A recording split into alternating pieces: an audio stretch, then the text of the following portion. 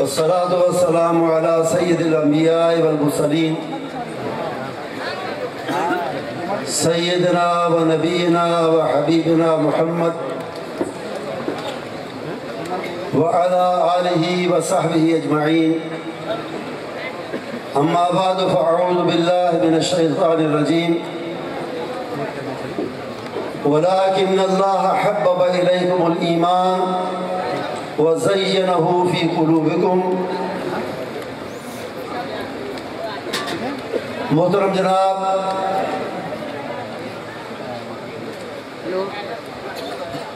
مفتی منیب الرحمان صاحب، محترم جناب قاری محمد حنیف جلندری صاحب، جناب حضرت حامد سعید کاظمی صاحب، علماء کرام، اتحاد اہل سنت ملتان کے مختلف جماعتوں سے تعلق رکھنے والے قائدین کرام اور سامعین حضرات جو دور و نزدیک سے اس عظیم الشان ریلی میں تشریف لائے ہیں، آپ سب کو سب سے پہلے میں مبارکباد پیش کرتا ہوں اور آپ سب کے لیے دعا گو ہوں کہ اللہ تعالیٰ آپ کے جذبہ ایمانی، آپ کے جذبہ حب رسول صلی اللہ علیہ وسلم اور عظمت صحابہ کے لیے آپ کا گھنٹوں یہاں کھڑے رہنا اور بیٹھے رہنا اس سب کو قبول فرمائے اور اس کی بہترین جزا آپ سب کو عطا فرمائے۔ محترم حضرات، آج کے اس عظیم الشان اجتماع کی ضرورت کیوں محسوس کی گئی؟ اس لیے کہ ہمیں پاکستان کو بھی بچانا ہے، اس سے بھی اپنی محبت کا اظہار کرنا ہے، لیکن میں سمجھتا ہوں کہ آج اگر ہم اکٹھے ہوئے ہیں اور یہاں جمع ہوئے ہیں تو ہمارے دلوں میں سب سے بڑا مقصد اپنے ایمان کو بچانا ہے، اور ہم اپنے ایمان کو نہیں بچا سکتے اگر ہم صحابہ کی عزت پر آنے والے کسی بھی حملے کو بچانے میں کامیاب نہیں ہو سکتے تو ہم اپنے ایمان کو بچانے میں بھی کامیاب نہیں ہو سکتے۔ مسئلہ ہماری طرف سے کبھی نہیں ہوا، ہو بھی نہیں سکتا، اس لیے کہ ہم صحابہ کی عزت و حرمت اور عظمت کو بھی ماننے والے اور اہل بیت کی عزت و حرمت کو بھی ماننے والے، تو مسئلہ تو ہماری طرف سے ہو ہی نہیں سکتا۔ ہم سیدنا ابوبکر صدیق، سیدنا عمر فاروق، سیدنا عثمان، سیدنا علی رضی اللہ تعالیٰ عنہم سب کو اور سب کی عزت کو ماننے والے، ہم امہات المومنین کے ساتھ نبی محترم صلی اللہ علیہ وسلم کی صاحبزادیوں کی، شہزادیوں کی عظمت و حرمت کو بھی ماننے والے، تو مسئلہ ہماری طرف سے تو کبھی نہیں ہوا، نہ ہو سکتا۔ مسئلہ ان کی طرف سے ہوتا ہے، ان کی طرف سے ہوا ہے جو فرق کرتے ہیں، جو امتیاز کرتے ہیں اہل بیت اور صحابہ میں، حضور اکرم صلی اللہ علیہ وسلم کی صاحبزادیوں میں، بلکہ بعد کے وجود کو بھی تسلیم کرنے سے انکار کرتے ہیں۔ مسئلہ تو ان کی طرف سے ہوتا ہے، اب بھی ہوا ہے۔ اور دوسرا مسئلہ یہاں سے پیدا ہوا کہ ان کی بروقت گوشمالی نہیں ہوئی، بروقت ان کی سرزنش نہیں ہوئی، سزا تو دور کی بات ہے، بروقت ان کو پکڑا نہیں گیا۔ مولانا قاری حنیف جلندری صاحب فرما رہے تھے کہ اسے بیرونی سازش کہہ کے بات کو ٹالنے کی کوشش کی جاتی ہے۔ بیرونی سازش ہوگی، پہلے ان سازشیوں کو تو پکڑیں، ان کو تو قوم کے سامنے سامنے لائیں جنہوں نے حکومت کے اندر بیٹھ کے سازش کی ہے؟ کیا یہ سازش نہیں جس کا اعتراف بعض شیعہ اکابر نے خود کیا ہے کہ پابندی تھی اس ظالم پر جس نے بکواس اور بدزبانی کی اسلام آباد کے اندر، اور سب سے بڑے مومن اور بہت سے مومنین کا، بلکہ سب مومنین کے ایمان کا سبب اور بنیاد بننے والے سیدنا ابوبکر صدیق کو جس نے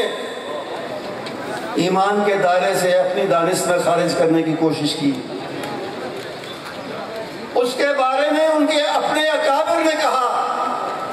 کہ اس پر پابندی تھی، وہ پابندی اٹھوائی گئی، اس کے لیے سامعین اور اس کے لیے ماتم کرنے والے لاہور اور دوسرے شہروں سے درآمد کیے گئے، اور پھر سب سے بڑی بات کہ اس کو فوری طور پہ ملک سے باہر فرار کیا گیا بکواس اور بدزبانی کے بعد۔ قاری حنیف جلندری صاحب جس مجلس کا اور جس بڑی میٹنگ کا اعلیٰ سطحی میٹنگ کا حوالہ دے رہے تھے، قاری صاحب جانتے ہیں، ان کو یاد ہوگا کہ اسی میٹنگ میں ایک ذمہ دار ترین اور باخبر ترین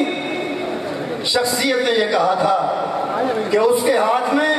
اس کی بدزبانی سے پہلے 5 پاکستانی مختلف 5 ایئرپورٹس کے ٹکٹ تھے۔ ایک میری بات نہیں ہے، قاری صاحب گواہ ہیں، ایک باخبر ترین، میں پھر دہراتا ہوں، باخبر ترین اور ذمہ دار ترین شخصیت نے کہا 5 ٹکٹ اس کے ہاتھ میں تھے،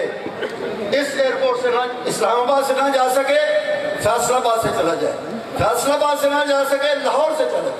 لاہور سے نہ جا سکے کراچی سے چلا جائے، کراچی سے نہ جا سکے کوئٹہ سے چلا جائے۔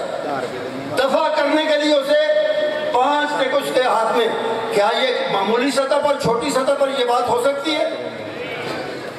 یہ سازش ہے۔ یہ سازش اسی کو کہتے ہیں کہ پہلے سے تیاری تھی کہ اس سے بکواس کراؤ اور اس کو سکاٹ فری باہر بھیج دو، پہلے سے سازش۔ اور یہ کرنے والے وہی ہیں جنہوں نے لاہور میں بھی اور کراچی میں بھی اور دوسری جگہ بھی ان کو تحفظ دیا بد زبانوں، اور اس کے اشارے حکومت میں بیٹھی ہوئی شخصیتوں کی طرف یا ایک شخصیت کی طرف جاتے ہیں۔ ہمارا مطالبہ جہاں یہ ہے کہ بد زبانوں کو گرفت میں لاؤ اور کیفرے کردار تک پہنچاؤ اور ان کی زبان کاٹو، جہاں یہ مطالبہ ہے وہاں یہ بھی ہے کہ ان کے سہولت کاروں، ان کو تحفظ دینے والوں، ان کو بھگانے والوں کو بھی گرفت میں لایا جائے، قانون کے حوالے کیا جائے، عہدوں سے برطرف کیا جائے اور ان کو وہ سزا دی جائے جس کے وہ مستحق ہیں۔ گستاخ صحابہ کو فوری سزا دو، ہاتھ کھڑے کر کے۔ گستاخ صحابہ کو، گستاخ صحابہ کو یہ بھی کہیں کہ ان کے سہولت کاروں اور تحفظ دینے والوں کو، گستاخ صحابہ کو اور سہولت کاروں کو، گستاخ صحابہ کے سہولت کاروں کو نعرہ تکبیر، حرمت صحابہ پہ، حرمت صحابہ پہ۔ ہمیں یہ بھی کہا گیا ذمہ داروں کی طرف سے، ملک کے ذمہ داروں کی طرف سے اور ملک کو چلانے والوں کی طرف سے، حکومتوں کو چلانے والوں کی طرف سے ہمیں یہ بھی کہا گیا کہ یہ ریلیاں، یہ جلوس، یہ جلسے، یہ اجتماعات آپ کیوں منعقد کرتے ہیں؟ کیوں کر رہے ہیں؟ چھوڑیں، اس سے کوئی مسئلہ حل نہیں ہوگا۔ پوچھا کہ ہم سے اس سے مسئلہ حل ہو سکتا ہے؟ ہم نے کہا مسئلہ اگر حل نہیں ہو سکتا تو مسئلہ حل کرنے والوں کو توجہ ضرور یہ دلاتے ہیں اجتماعات، ان کو ان کے فرض کی طرف لاتے ہیں،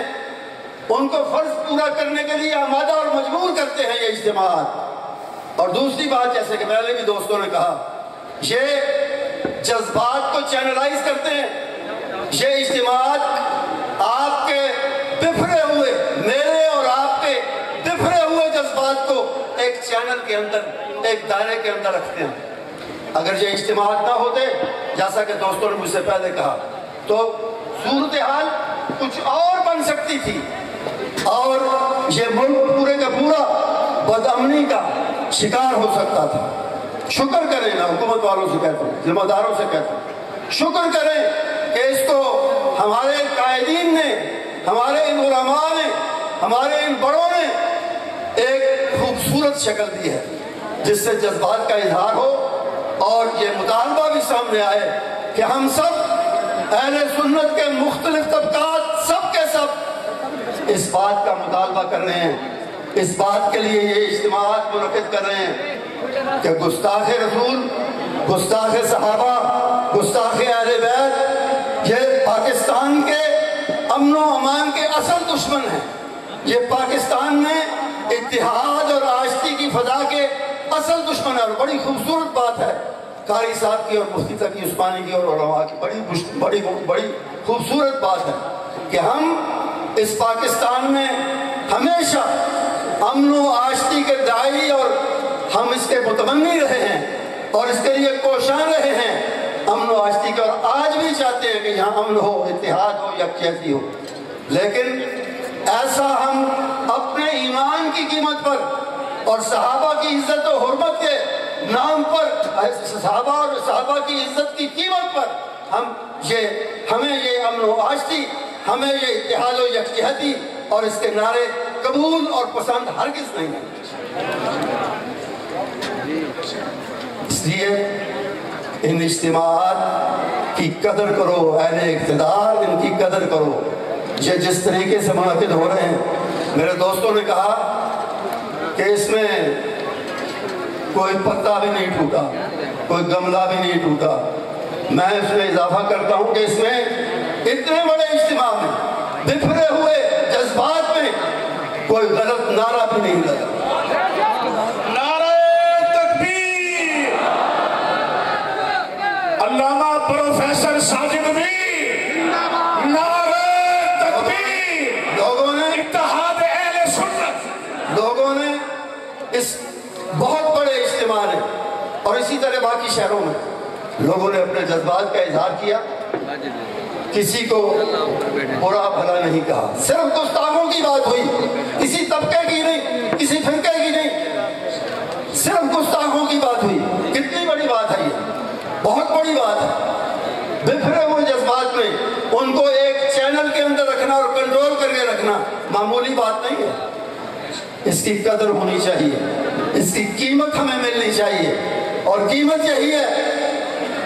کہ قانون نہ صرف سخت بنا جائے، ہمیں کہا گیا کوئی بہت سخت قانون کی بات نہیں ہوئی، ہم یہاں بات کر رہے ہیں اور درست بات کر رہے ہیں۔ کسی ساتھی نے درست کہا تھا کہ اس کی سزا تو عمر، اگر موت نہیں، اگر زبان کاٹنا نہیں تو عمر قید سے کم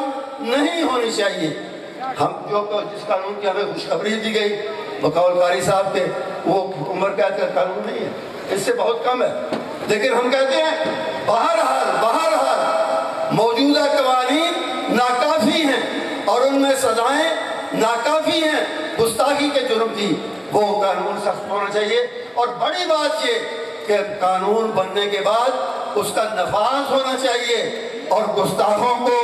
کسی طرف ملک کے اندر یا باہر بھاگنے کا، فرار ہونے کا کوئی موقع دینا یہ سب سے بڑا جرم ہوگا۔ اس جرم کی سزا بھی مقرر ہونی چاہیے۔